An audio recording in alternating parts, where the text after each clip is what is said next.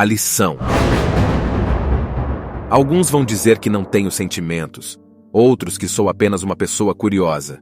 Mas se tem algo que sempre despertou minha curiosidade, foi a morte.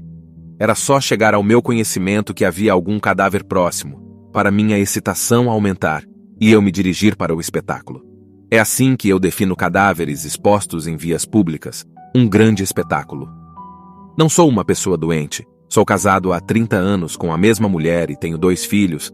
Gosto de fazer programas em família, beber com amigos, contar piadas e assistir jogos de futebol pela televisão. Mas observar mortos na rua sempre foi minha paixão secreta. Numa sexta-feira, voltava de carro para casa depois de um dia cansativo de trabalho, quando avistei uma aglomeração de pessoas na rua. Meu coração começou a bater mais forte. Sentia que ali havia acontecido um acidente. Parei meu carro em frente a uma loja de roupas e andei apressadamente em direção à aglomeração de pessoas. A primeira coisa que eu vi foi uma moto com a frente toda destruída, e mais à frente um ônibus parado. Entre a moto e o ônibus, me deparei com um corpo já coberto por um saco preto. Me agachei e puxei o saco. Foi quando o mundo parou. Não conseguia mais respirar. O rosto estava quase todo esfolado. Mas o pouco que eu podia ver, tinha certeza que era meu filho. Não podia ser ele. Era tão jovem. Acabara de completar 19 anos. Lágrimas jorravam do meu rosto. Do meu lado direito, surgiu uma menina apontando um celular para o que sobrara do rosto do meu filho. Dei um grito e fui em direção a ela para tomar o celular. Algumas pessoas riam da situação. Será que vocês não respeitam o sofrimento dos outros? Gritei para a multidão. Avistei um senhor que ria bastante no meio da multidão. O reconheci na hora, mas aquilo não poderia ser verdade. Eu tinha visto aquele homem morto na semana passada. Ele andava na rua quando sofreu um infarto. Seus olhos estavam sobre mim. Seus lábios se moviam vagarosamente. Eu podia entender o que ele estava dizendo e ele dizia: "Como é que você se sente agora?" Do meio da multidão, começaram a aparecer outras vítimas de acidentes que eu presenciei. Todas apontavam e riam. Uma garota, que havia caído da janela do 5º andar de um prédio, dançava e cantava em volta do corpo do meu filho. Mais pessoas iam chegando. O rosto de todas elas expressava curiosidade. Ninguém respeitava o meu sofrimento. Toda hora, um curioso vinha descobrir o corpo do meu filho, apenas para saciar a sua curiosidade. Agora entendo que não é certo brincar com o sentimento dos outros, mas paguei caro para aprender essa lição. Não sei se os mortos estavam ali de verdade, ou se foi o choque de ver meu filho estirado que me levou àquela situação. O fato é que agora penso 2 vezes antes de saciar a minha curiosidade.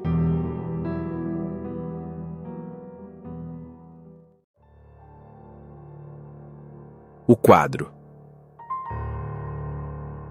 Não sou um cara supersticioso. Para um mineiro de 65 anos sou bastante crédulo. Morei a minha vida inteira na roça. Ouvi histórias de todos os tipos: procissão de caveiras, lobisomens e mulas sem cabeça. A que eu mais gostava de ouvir era sobre um túmulo acorrentado que havia no cemitério da cidade. Segundo os antigos, o morto que ali habitava tinha pacto com o coisa ruim, e que todas as noites a sua alma voltava ao corpo tentando se libertar do caixão. Mas como a corrente tinha sido benzida pelo padre, ele não conseguia, e então começava a bater palma para ver se alguém o libertava. Nunca o ouvi batendo palmas. Acredito que as correntes no túmulo era alguma crendice do povo. Mas o que relatarei nessas poucas páginas não é algo que aconteceu com um amigo de um amigo meu, e sim algo que aconteceu comigo. Eu tinha apenas 11 anos e minha vida se resumia em acordar cedo para ir à escola e ajudar meus pais na roça. Num certo dia, eu estava voltando da escola com 2 amigos e uma amiga, quando encontramos uma cigana dormindo embaixo de uma árvore. Fátima olhou para a velha deitada, virou de costas para a rua e de frente para a gente. Continuando andando, perguntou: "Sabia que os ciganos são os maiores ladrões do mundo?" "Quem te disse isso?" Eu perguntei meio incrédulo. "Minha mãe me disse", respondeu ela, fazendo todos nós pararmos de frente para a cigana. Ela me contou que quando ela tinha minha idade, Uma cigana foi até a casa dela e pediu um copo de água, e quando ela foi buscar a água, a cigana levou uns pertences dela. Que pertences? Quis saber Vandinho. Não sei. Isso ela nunca falou, respondeu Fátima abaixando a cabeça. Minha avó conta que eles também são bruxos, sussurrou Ivo, o caçula do nosso grupo que tinha apenas 10 anos. Lembro que eu olhei fixamente para todos eles e falei: bruxos não existem. Ciganos é apenas um povo que vive andando por aí. São bruxos sim, uai, disse Fátima. Daqui a pouco você vai me dizer que acredita no lobo mau, disse sorrindo para ela. Vou provar para vocês que essa história de bruxos é pura invenção dos antigos, eu disse enquanto andava até a velha cigana. Quando me aproximei, notei que ela dormia abraçada com um quadro. Agachei-me para ver melhor. No quadro tinha a figura de um velho careca de terno, andando descalço numa estradinha de terra. O homem possuía um olhar vazio e olhos esbugalhados. A figura era tão bem feita que eu podia ver as manchas no rosto do velho. Bem devagar comecei a puxar o quadro dos braços da velha. O que vai fazer? Perguntou Fátima. Lembro de ter me virado para ela e ter dito: vou roubar de ladrão. Isso não dá 100 anos de perdão? Quando consegui pegar o quadro, a velha acordou. Saí em disparada na direção dos meus amigos. A velha tentou correr atrás da gente, mas não aguentou nem 20 metros. De longe podíamos ouvir os xingamentos dela. Não entendíamos o que ela dizia. Era uma língua estranha, mas tenho certeza que não era nada do tipo meninos malcriados. O que vai fazer com esse trem, Carlos? Perguntou-me Ivo. Vou colocar na parede do meu quarto de recordação, respondi. Não teme a maldição que pode cair sobre você? Perguntou Vandinho. Não tenho essas crendices. Cheguei em casa e coloquei o quadro na parede, em frente à minha cama. Depois fui à cozinha, preparei minha comida para em seguida partir para a roça ajudar meus pais. Voltávamos da roça às 17 horas, como eu já disse antes. Morávamos no campo. Na época nem eletricidade existia na nossa cidade. Chegava dentro de casa e já estava escuro. Sempre ia para o meu quarto com uma vela para iluminar meu caminho e para que eu pudesse ler alguma coisa antes de dormir. Acordei no meio da madrugada com barulhos de passos no meu quarto. Parecia que havia alguém correndo de um lado para o outro. Levantei-me e acendi uma vela. Como eu esperava, não havia ninguém. Deitei, e em menos de 2 minutos já estava dormindo novamente. No dia seguinte esqueci completamente do acontecido.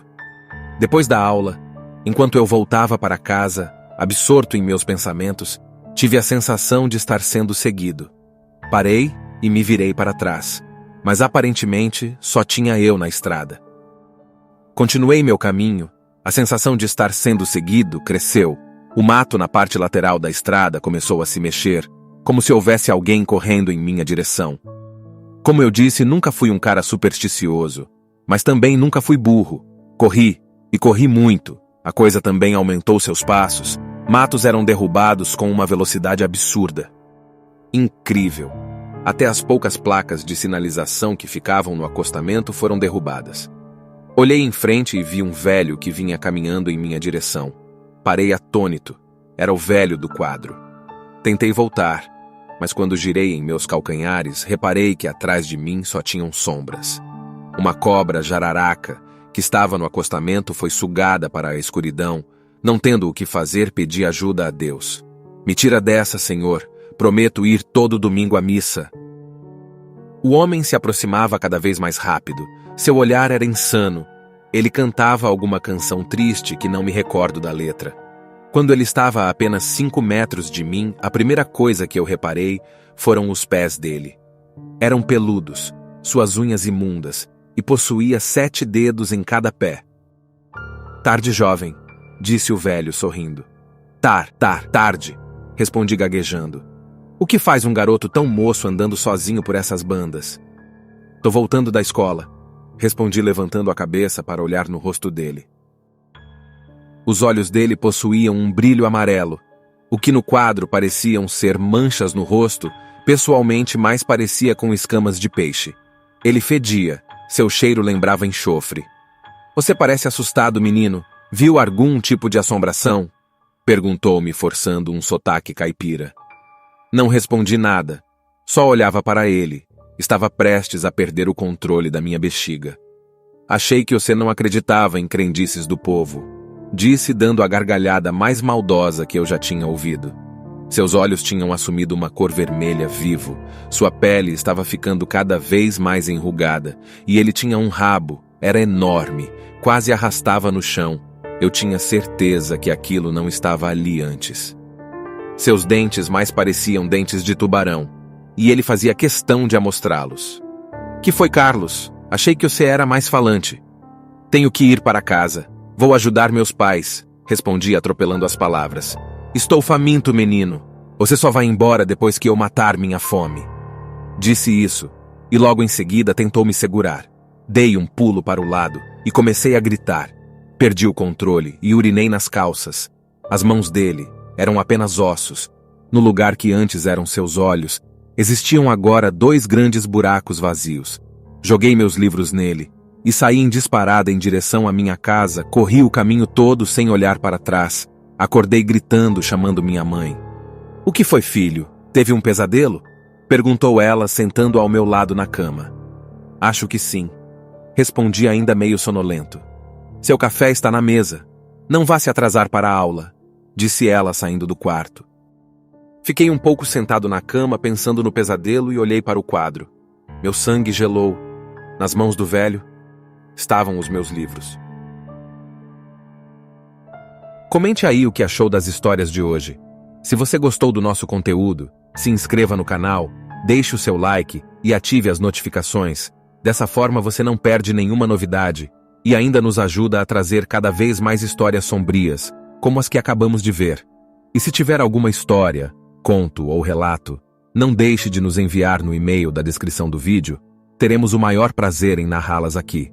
No canal tem uma série de vídeos com histórias muito boas para vocês apreciarem. Você não pode perder. Um grande abraço e continue sempre com a gente em Noites Sombrias.